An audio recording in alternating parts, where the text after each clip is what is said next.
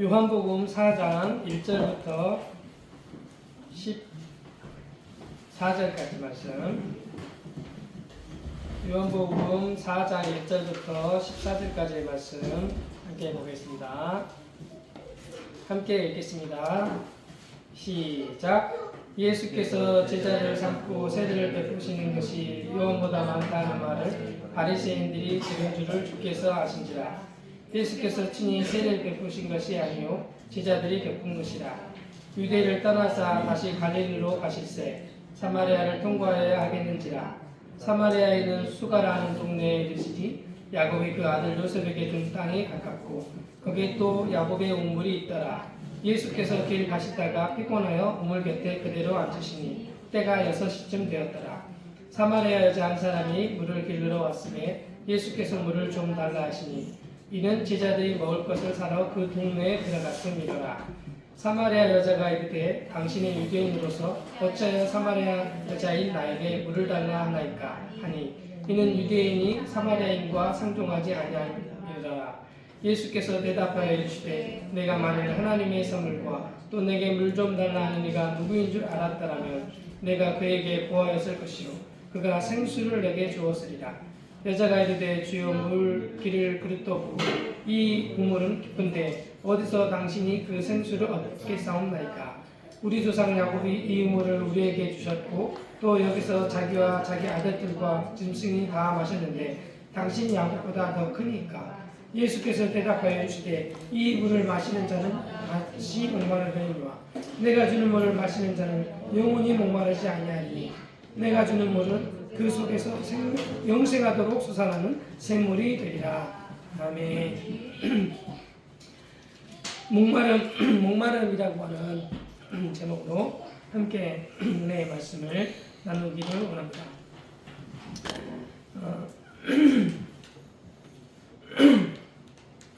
이제 성경에 물에 대하여 이제 여러 본 또 여러 모양 여러 사건 안에서 물을 가지고 그 물에 대한 내용이 많이 있죠.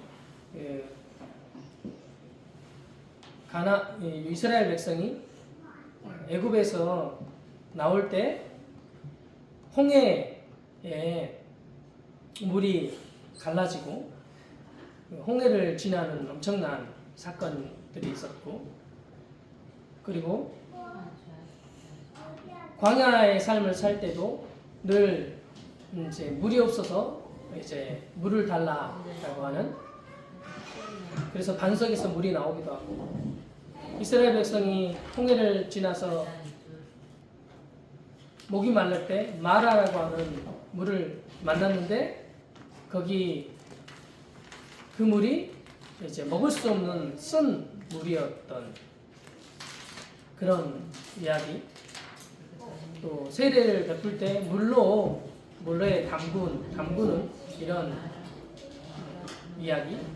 또 정결하게 할 때 이렇게 물로 씻는, 손을 씻거나 발을 씻는, 예수님이 제자들의 발을 씻는 그 일들의 이야기도 있고, 또 수많은 물에 관련된 이야기가 이렇게 많이 있죠. 그 중에 오늘 요한복음 4장에 예수님께서 이제 1절에 보면 예수께서 제자를 삼고 세례를 베푸시는 것이 요한보다 많다 하는 말을 이제 바리새인들이 들은 줄을 주께서 아셨다, 이렇게 말씀하시는 1절의 말씀처럼 이제 세례에 대한 이야기가 계속 1장부터, 요한복음 1장부터 세례에 관련된 이야기가 이렇게 물에 관련된 이야기, 물과 관련된 이야기가 계속 있어 오는 중에 이제 4장 1절에도 이제 세례를 베푸신 이 사건이 이제 제자들, 예수님이 베푸신 것이 아니라 이것은 여기 2절에 보면 예수께서 친히 이 세례를 베푸신 것이 아니요 제자들이 베푼 것이다, 이렇게 성경이 기록하고 있는데, 굳이 왜 예수님이 베풀었다고 이렇게 제자들과 함께 했으니까 그렇게 했다고 말할 수 있는데 이제 왜 제자들이 베풀었다고 했는가라고 할 때 이제 이때 이 세례는 세례 요한이 베풀었던 세례와 같이 그런 세례였었다는 거죠. 예수님이 베푸시는 세례는 물과 성령으로 베푸는 세례를 베푸시는 분이 예수님이시기 때문에 예수님은 이런 물 세례, 이런 구약적인 세례를 베푸시는 분이 아니시고 전혀 다른 세례를 베푸시는 분이 예수님이라는 사실을 말해주고 싶은 거죠. 이런 세례 아닌 예수님의 진정한 세례의 거듭남, 새롭게 하늘로부터 태어나는 그것을 이제 말씀하고 싶으신 것이죠. 그래서 여기서 분명하게 여기 이제 기록하고 있죠. 그리고 이제 이거를 예수님의 세례와 그리고 이 제자들이 베풀었던 세례가 다르다라고 하는 분명한 이야기를 해주고 있는 것이죠.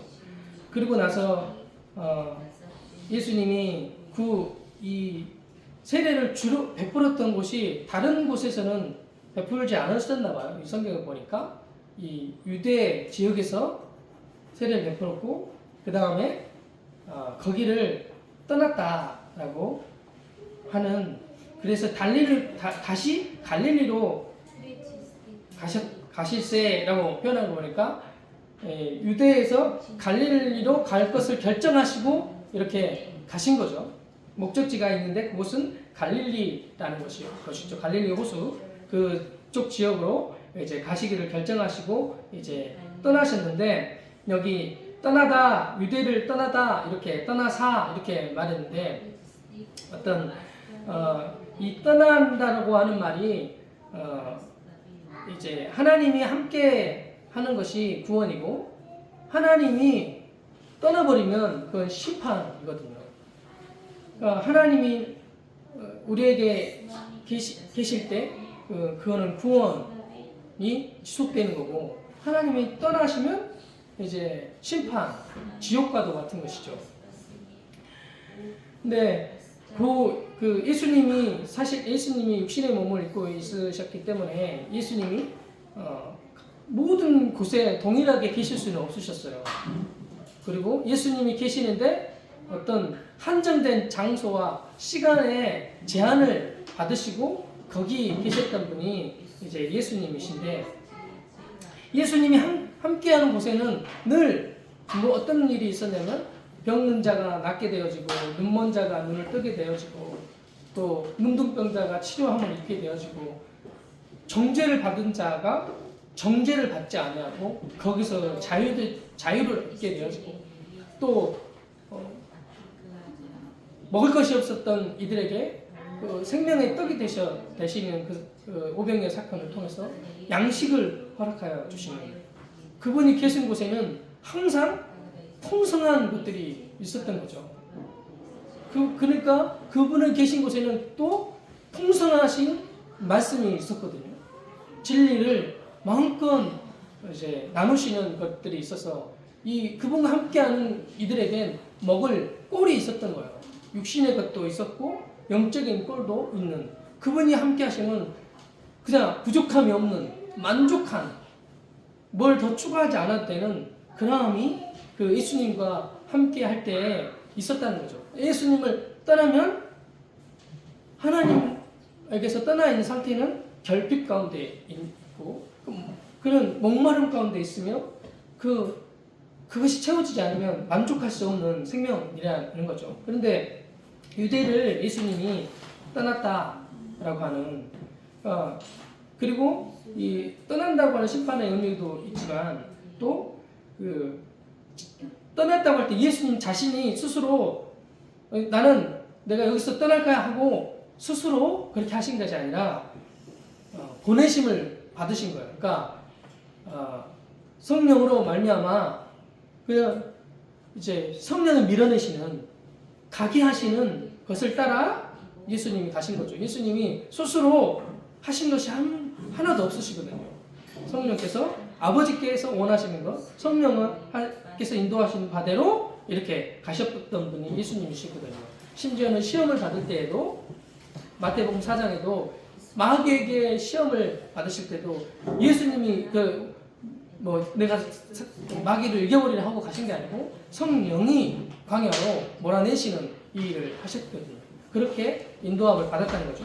여기도 유대를 떠날 때도 그와 같이 예수님이 성령의 인도하심을 따라서 이렇게 가게 하심을 따라서 가셨는데 어디로 가셨냐?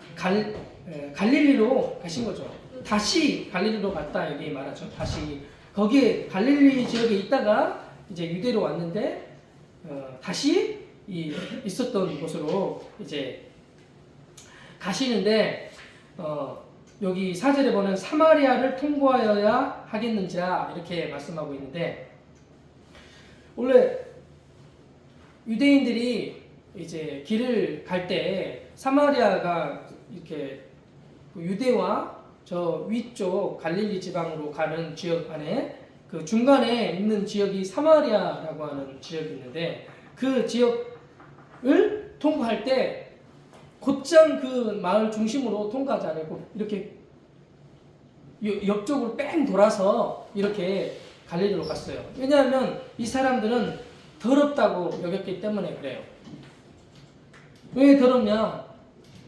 그 북이스라엘이 이렇게 북이스라엘에 속한 것이 사마리아인데 북이스라엘이 이제 그 아수르에 의해서 멸망을 당할 때 그때 그 아수르의 정책 중에 하나가 거기에 혼혈을 만들어 버린 거예요. 거기에 혼혈을 만들어서 거기에 살게 해서 그 혈통, 그 나라, 그 민족의 혈통을 없이 하는 이런 일들을 행했었던 거죠.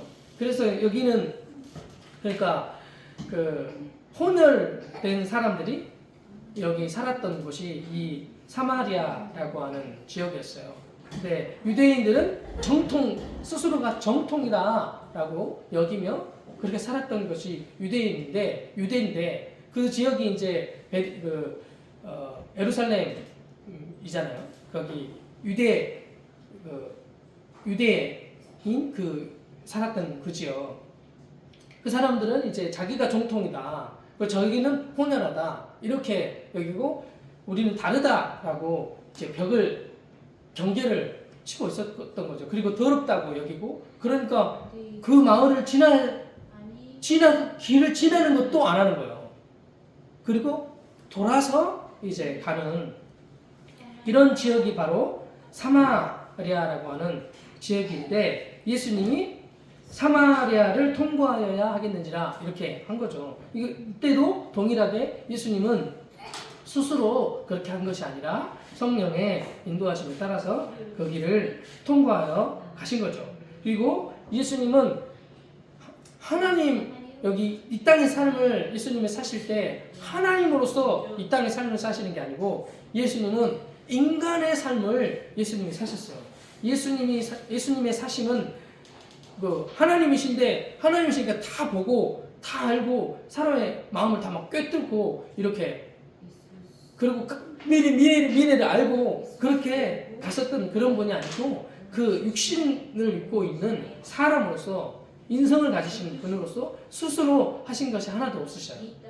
알고 어떤 투시를 하거나 아니면 미래를 보고 이렇게 움직이셨던 그런 분이 아니고 정말 그 하루를 하시고 한순간을 성령의 인도 아버지의 뜻대로 거기에 들여 사셨던 분이 예수님이신데 그 예수님이 이제 사마리아를 이제 통과하여야 하겠는지라 이렇게 하신 거죠. 예수님도 유대인이잖아요. 근데 이 사마리아를 그전에는 이렇게 통과하지 않으셨던 것 같아요. 성경 요한복음에 보면 예수님이 그 동편 베리아 지역이라고 하는 동편 지역이 요단강이 중간에 흐르고 있고 요단 서편이 이제 이스라엘이라고 하면 동편 땅이 있었는데 그 동편으로 이렇게 항상 이렇게 이제 베레아 지역을 통과해서 이렇게 예루살렘으로 오는 이렇게 반복하신 이런 길이었거든요. 근데 이때는 다르게 그렇게 하지 않으시고 사마리아를 곧장 통과하여 이제 가신 거죠. 그러니까 주님 성령의 인도하심을 따라 그렇게 가신 거죠.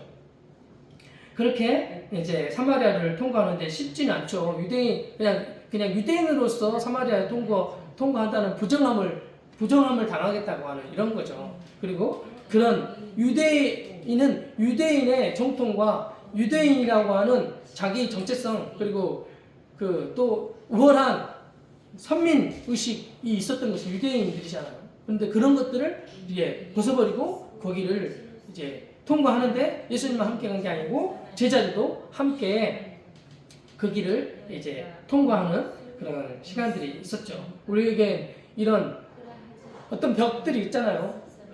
이런 경계와 같은 그런 할 수 없는 그런 일들이 있는데 그 일을 통과해내는데 내 스스로는 그런 벽과 같은 이런 것들을 통과해내는 것이 스스로는 할 수 없고 성령이 이 일을 가능하게 하시는 거죠. 그래서 성령이 이렇게 하면 뭐가 되겠나 인간적인 생각과 내 경험의 생각으로는 도저히 답이 나오지 않는 그때 그 주님의 상황으로 인도하시는데 그 주님의 상황으로 인도하시는 그거를 따라가면 주님의 수준의 일을 주님이 하신단 말이죠. 우리의 모든 삶 안에 이런 것들이 있잖아. 하루를 살아도 또 인생을 두 번 사는 삶을 사는 사람이 아니기 때문에 늘 그냥 한 번 사는 인생의 삶을 살아가고 있는데 수많은 과정들을 맞이하게 되잖아요. 그때 그냥 사마리아를 통과해야 하겠는지라 그러니까 허락하여 주시는 상황 그것이 가장 주님이 좋은 상황을 가장 좋은 환경을 하나님이 허락하여 주신단 말이죠. 그러면 그것이 하나님이 허락하여 주시는 걸 알고 거기를 통과할 때 그 하나님의 계획하신 내가 계획하지 않은 특별한 하나님의 은혜가 있다는 말이죠. 은혜 받기에 그러니까 충분한 상황과 환경이 우리에게 있다는 거죠. 저만 해도 그렇거든요. 지금 있는 상황 환경, 지금 있는 그런 내게 닥친 문제 그런 거 앞에 그냥 그것이 가장 은혜를 받기에 좋은 그런 환경이라는 거죠. 근데 내가 생각할 때는 여기서 무슨 사마리아 같은 이 더러운 곳에서 무슨 은혜가 있겠나? 유대인 아니고 이방인에게 함께 할 때 무슨 은혜가 있겠는가? 신자 아닌 불신자들과 함께하는 속에서 무슨 은혜가 있겠나? 고난과 고통과 같은 자리가 있는데 거기에 무슨 은혜가 있겠나? 하지만 거기에 하나님이 준비해 놓으신 그 생수와 같은 것들이 거기에 준비되어 있단 말이죠. 그렇게 사마리아를 통과하여 이제 그 사마리아 중에 5절에 보면 사마리아에 있는 수가라는 동네에 이르렀다라고 하는데 이 수가라고 하는 말은 끝이다 이렇게 끝지점 뭐 이런 뜻이 있는 것이 수가라고 하는 동네의 이름의 뜻이래요. 그러니까 사마리아 동네에서 저 갈릴리로 가진 끝에 있는 곳인지 아니면 사마리아에 가장 가까운 지역에 있었던 그런 동네였는지는 모르겠어요. 어쨌든 끝이라는 거죠. 어쩌면 그 끝인데 그곳에 무엇이 있었냐라고 할 때 야곱이 그 아들 요셉에게 준 땅이 가깝고 거기 또 야곱의 우물이 있더라 라고 이렇게 말하거든요. 그러니까 야곱의 우물이 있는 곳이 바로 그곳이었다는 거죠. 수가라는 동네에 이 야곱의 우물이 있었어요. 그러니까 거기에 예전에 한번 그 야곱의 우물이라고 하는 그 동네의 사진을 제가 본 적이 있는데 사막과 같은 지역 안에 이렇게 덩그러니 어떤 마을을 형성하고 있는 그런 지역이더라고요.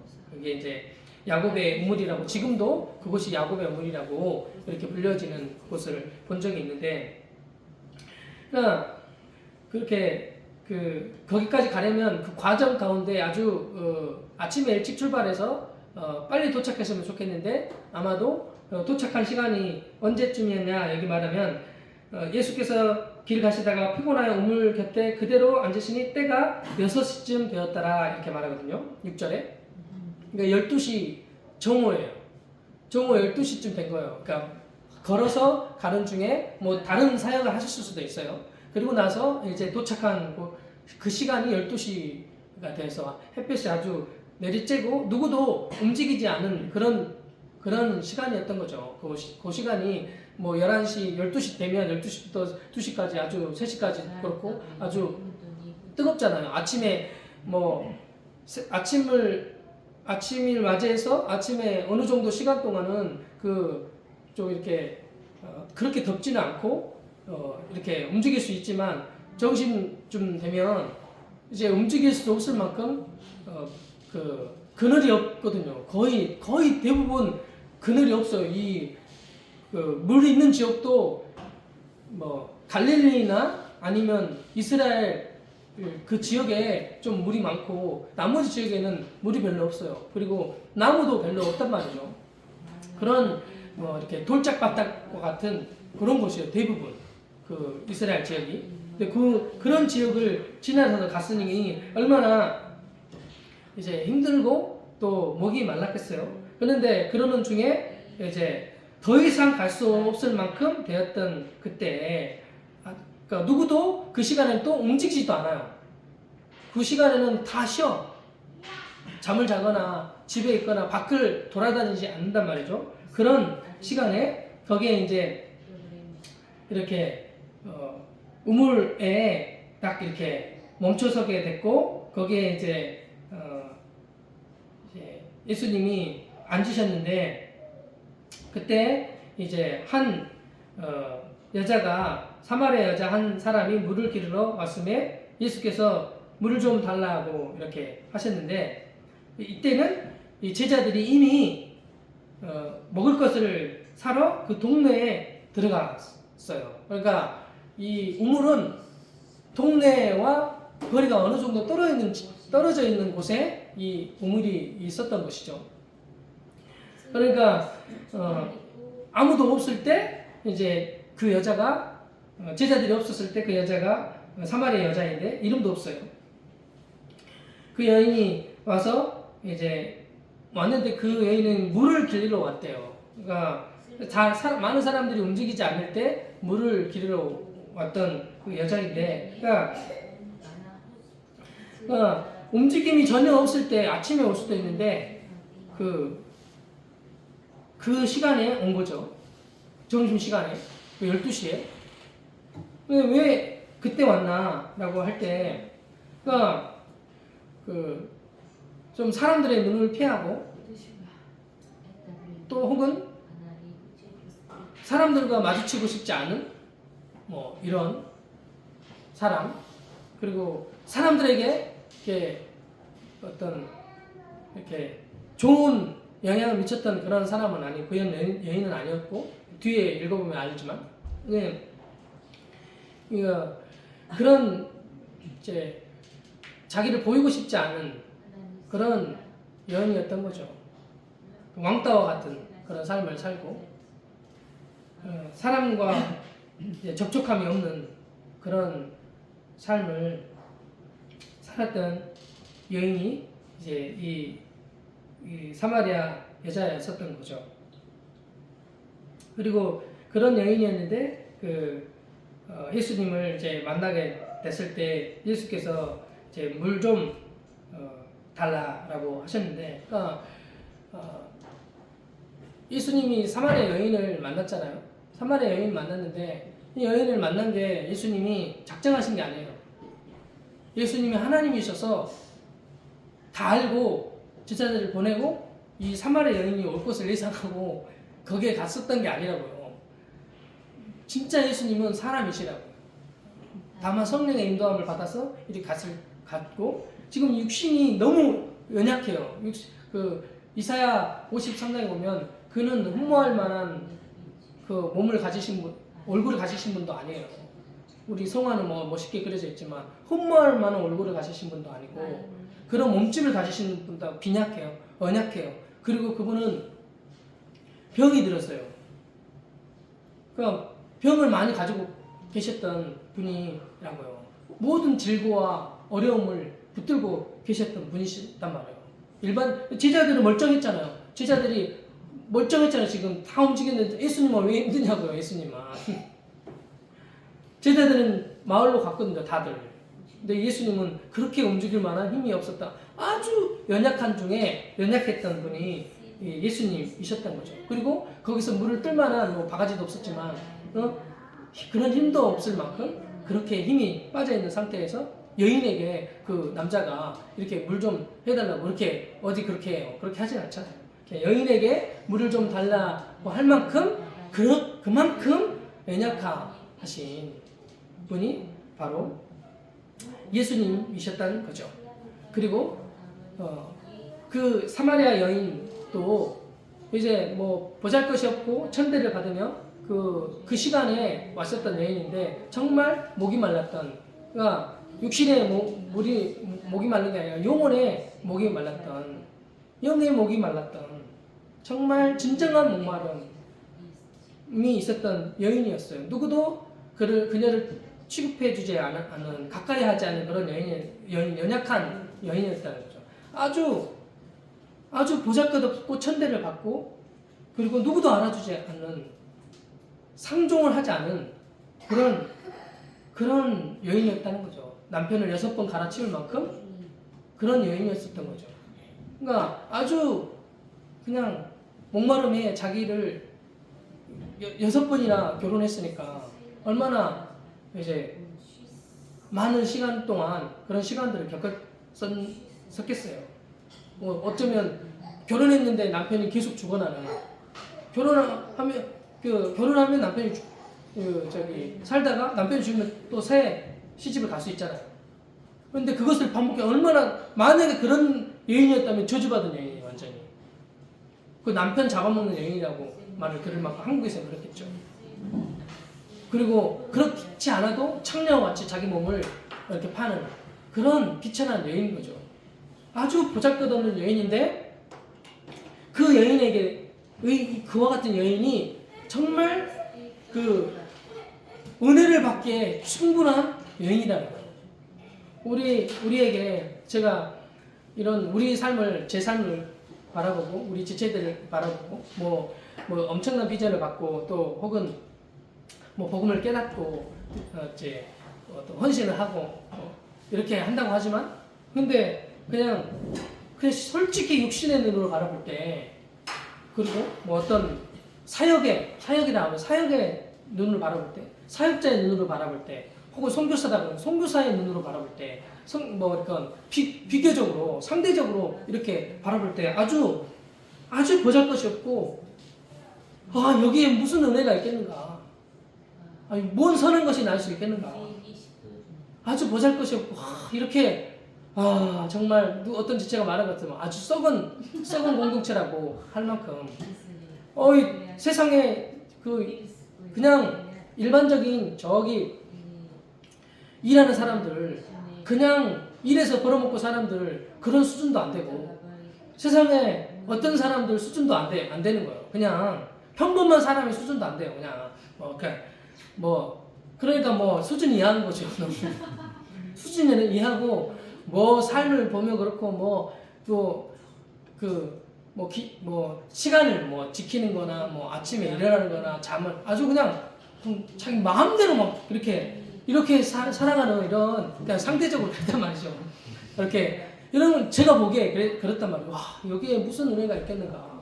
그러니까 진짜 망해야 되는 그런 곳이죠. 망해야 되는 공동체, 망해야 되는 교회, 이렇게 볼 수 있는 그런 곳이다. 이렇게 육신의 눈으로 보면 그렇다는 거죠. 근데 그런 것이, 나의 자격과 우리의 자격과 우리의 상황과 모습, 이런 모든 것이, 그런데 진짜 하나님의 은혜를 받기에 충분한 이런 곳에 하나님의 은혜가 부어진다면 진짜 하나님 살아계시네. 이런 자들에게도 하나님 은혜를 베풀어 주신다고? 이렇게 썩은 곳에 하나님이 자비를 베풀어 주신다고? 하나님이 역사하신다고? 이렇게 할 만큼. 그런데 그러면 제가 이렇게 보니까 그러면 진짜 하나님의 은혜를 받기에 충분하구나. 연약하고 보잘것없고 아무것도 아니고 썩었으니까. 그러면 하나님의 은혜 받기에 충분하다. 그러면 하나님의 모든 사람이 볼 때 하나님의 은혜가 어떤 은혜인지 알 수 있겠다는 생각이 들더라고요. 그리고 저희 가정만 봐도 그렇고 제 자녀들만 봐도 저희 이렇게 어떻게 되겠나 하지만 진짜 이러면 진짜 하나님의 은혜 받기에 충분하다. 이런 생각이 드는데 이 사마리아 여인에게도 동일하게 하나님의 이 은혜를 받기에 충분한 여인인 거예요. 그러니까 죄인이니까 보잘것이 없으니까 누구도 거들떠보지 않고 자기 스스로도 그렇게 생각하니까. 그러면 그런 여인에게 예수님하고 세상에 예수님하고 같이 대화를 했다니까. 1대1로 이런 여인이 거의 없어요. 그리고 예수님의 사역을 봐보세요. 예수님의 사역을 보잖아요. 그러면 대부분 함께 했어요. 제자들도 함께하고, 그리고 뭐 병 고치거나 이런 모든 일들이 있을 때도 다 많은 사람들이 있을 때 했어요. 1대1로 만난 사람이 드물어요. 여기 느고데모도 왔다 밤에 찾아왔다고 하는데 제자들도 함께 있었겠죠. 그런데 이 여인은요 완전 1대1이에요. 그 여인인데 1대1로 만났다고. 예수님이 여자인데 아무도 주변에 없는데 예수님과 1대1로 만난 거예요. 그렇게 예수님이 그 여인을 예수님이 원한 건 아니에요. 하나님이 뜻이었죠. 성령의 인도하심이 있는데 그런데 그 여인을 그렇게 존귀하게 여기셨다 이 말이에요.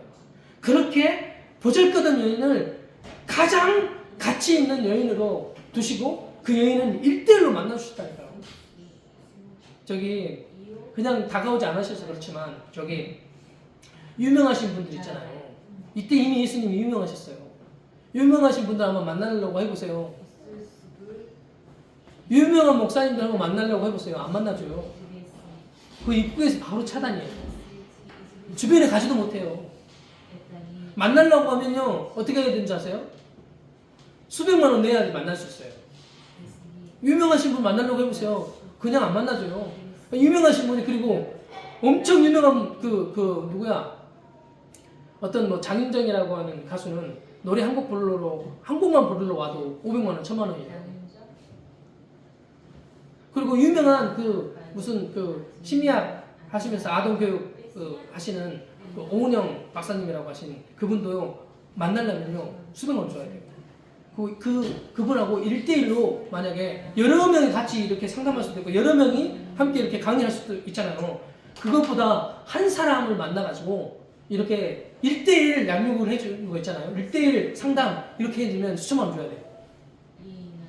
시간마다 돈이 올라가요. 쉽지 않은 거라니까요. 그렇게 생각하면 예수님이 그렇게 1대1로 특별한 시간을 예수님이 그녀와 함께 해주신 것, 사건이라 엄청난 일이라는 말이죠. 그분은 하나님이시라고요. 물론 인간이기도 하지만 하나님이 인간이 되신 분이시라고요. 이런 여인이 역사 가운데 어디 있냐고요. 이런 특별한 대우와 특별한 관심과 그렇게 가까이 해주시는 분이 어디 있냐고요. 그런데 그 주님이 이 여인을 만나주셨다는 거죠. 그와 같이 나와 같은 인생, 정말 목마르고 세상과 또 율법에 갇혀 있어서, 그리고 죄의 노예가 되어서 세상의 노예가 된 삶을 살아가고 있었던 이를 주님이 만나주시는 거예요. 주님 만나주시면 끝이잖아요. 주님 만나면 끝이잖아요. 그런데 우리에게 주님 그냥 겉으로 만나주시는 이런 수준의 것이 아니라, 사마리아 여인처럼 겉으로 만나주시는 것이 아니라 내 안에 들어와 함께 사시는 이 엄청난 일을 하셨다고요. 유대인들은 사마리아 여인, 사마리아 여자가 이래 당신이 유대인으로서 어째 사마리아 여자에 나에게 물을 달라 하나이까. 이는 유대인이 사마리아인과 상종을 하지 아니함이로다. 상종할 인생이 아니라고. 상종할 사람도 아닌데 거기다가 여인이야. 그 죄인이야. 그리고 누구도 알아주진 않아. 그런 여인과 상종을 해줬다는 거죠. 예수님이.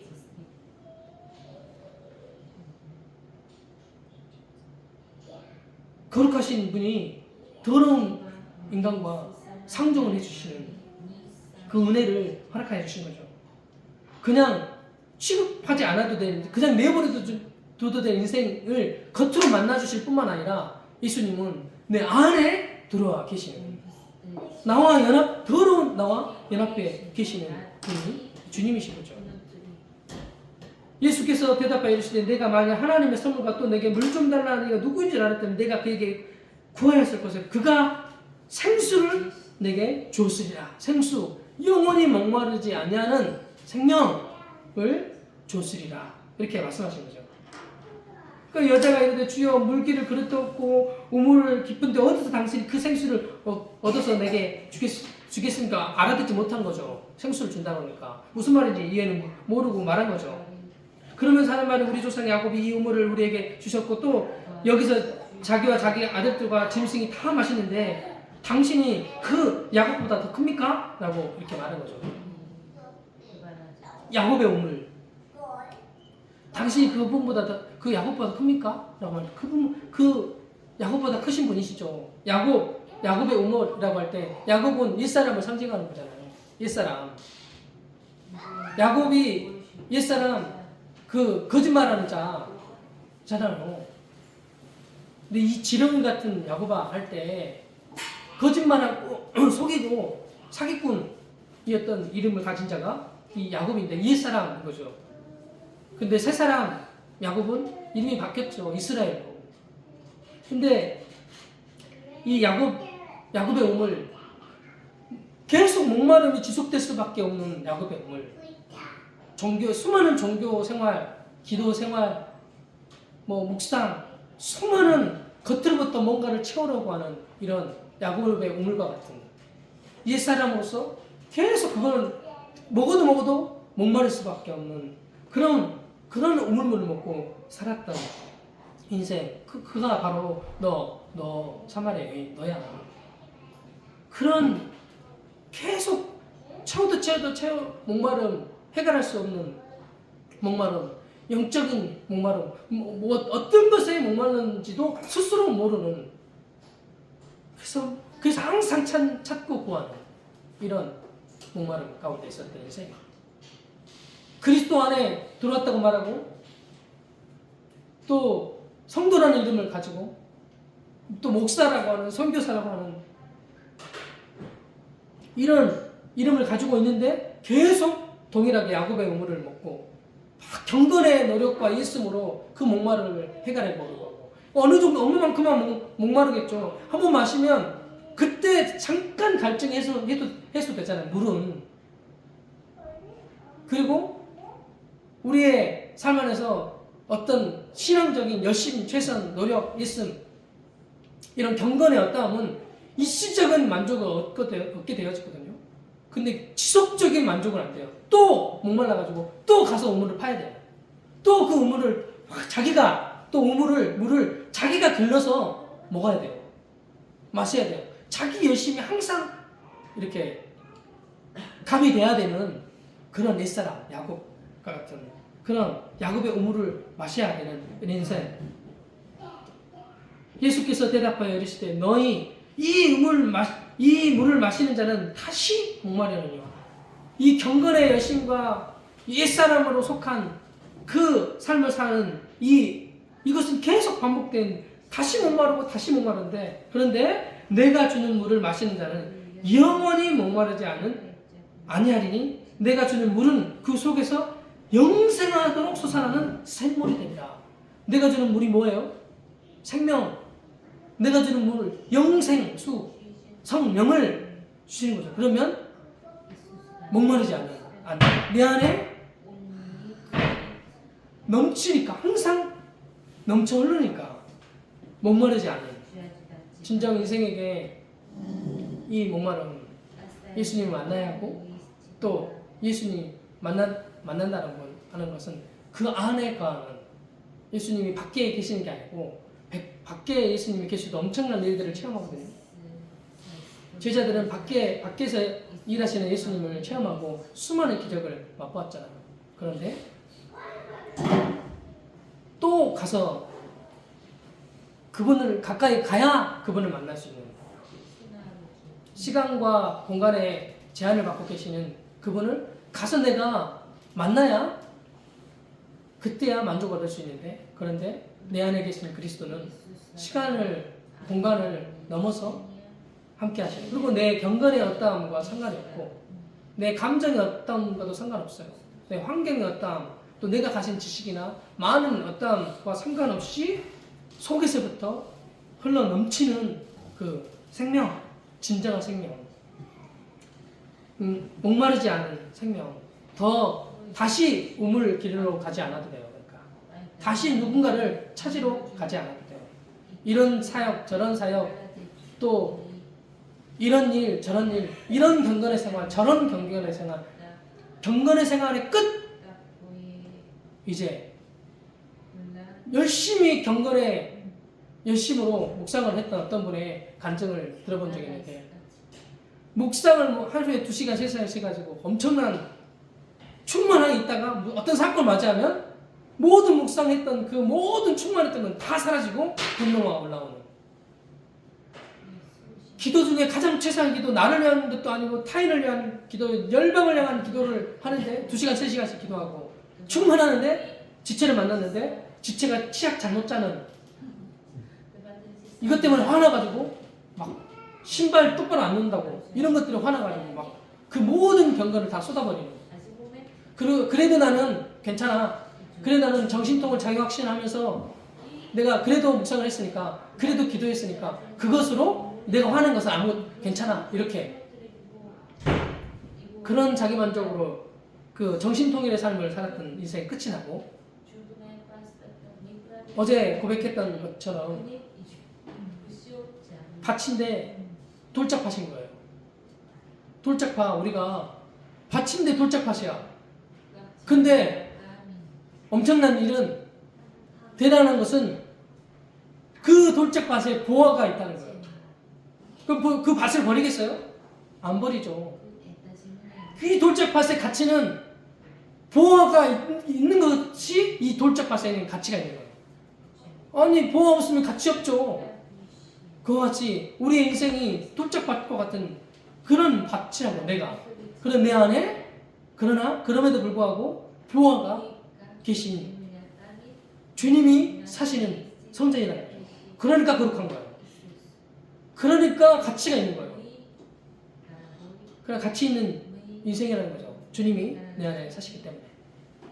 돌짝밭과 같고 아주 그래서 막 이런 돌멩이 저런 돌멩이 많이 나오잖아요. 이런 것들이 있지만 그러나 주님이 계시는 그것으로 가치 있는 존재가 바로 저와 여러분이라는 거죠. 그렇게 가치 있는 존재로 주님이 취급해 준다는 거죠. 그래서 넌 가치 없는 존재가 아니고 너는 가장 존귀하고 가장 가치 있는 존재야 라고 이렇게 주님이 말씀하시는 거죠. 주님이 만나주실 땐 뭐 전체적으로 이렇게 함께 공동으로 만나주시는 분이 아니라 주님은 정말 1대1로 만나주시는 분이세요. 그러니까 1대1로 만나주시기 때문에 나의 하나님은 이런 하나님이야. 나에게 은혜를 베푸신 분은 이런 은혜의 하나님이야. 이 은혜의 하나님이고 나를 그렇게 존귀하게 여기시는 나도 스스로 가치 있는 존재로 여기고 하나님 주님이 하신 일들을 그러니까 마음껏 나눌 수 있는 거죠. 모든 각자에게 주시는 가치 있는 존재로서 각자에게 담아주신 가장 그 좋은 것을 주셔서 그것을 나의 하나님은 이런 하나님이라고 모두가 말할 수 있는 거죠. 왜냐하면 나를 각 개인을 가치 있게 여겨주시고 만나주시는 주님이시기 때문에 그렇습니다. 내가 주는 물을 마시는 자는 영원히 목마르지 아니하리니 내가 주는 물은 그 속에서 영생하도록 솟아나는 샘물이 되리라. 나로 하여금 모든 일을 살릴 만큼 그런 영생수가 내게 있다는 거예요. 그리고 내 개인이 혼자잖아. 한 사람이어도 이 한 사람을 통해서 영생을 하도록 모든 사람을 먹일 만한 그런 생명이 내 안에 있다는 말이에요. 모든 사람이 다 부패하고 모든 사람에게 생명이 흘러가지 않는 그때에 한 사람 아브라함을 불러 복을 허락하여 주셨던 것처럼, 한 사람 노에게 은혜를 베풀어 주셨던 것처럼, 그렇게 한 사람 마리아에게 은혜를 베풀어 주셨던 것처럼 한 사람이 나에게 은혜를 베풀어 주셔서 모든 인류를 살릴 만한 그 생명을 내 안에 두셨다는 거죠. 영혼 모든 일을 살릴 만큼 가치가 있는 생명이 제가 있다고. 모두가 다 부패해도 주님이 나 한 사람을 통하여서 모든 인류를 구원할 수 있는 능력이 하나님 주님에게 있는 거죠. 그 생명 대신 그분이 나에게 있다고요. 그러니까 얼마나 가치 있는 존재야 내가. 이런 존재인 것을 깨닫고 그 사마리아에는 나중에 사마리아 동네 가서 내가 그리스도를 만났다, 메시아를 만났다. 그래서 그 생명의 통로가 돼서 그녀는 아무것도 아니었지만 그들이 예수님을 만나고 생명을 얻게 되는 그런 그 은혜가 있었잖아요. 그런 가치 있는 우리 존재, 너무 그 은혜 받기에 충분하고 정말 가치 있으며 여러분 한 사람을 통해서 모든 인류를 다 살릴 만큼 그런 생명이 내 안에 계시다는 거죠. 영생하도록 하는 샘물이 내 안에 계시다는 거죠. 마음껏 흘러넘치게 하시는 은혜가 우리의 삶에 충만하게 있기를 주 예수 그리스도의 이름으로 축복하고 함께 기도함으로 나아가겠습니다.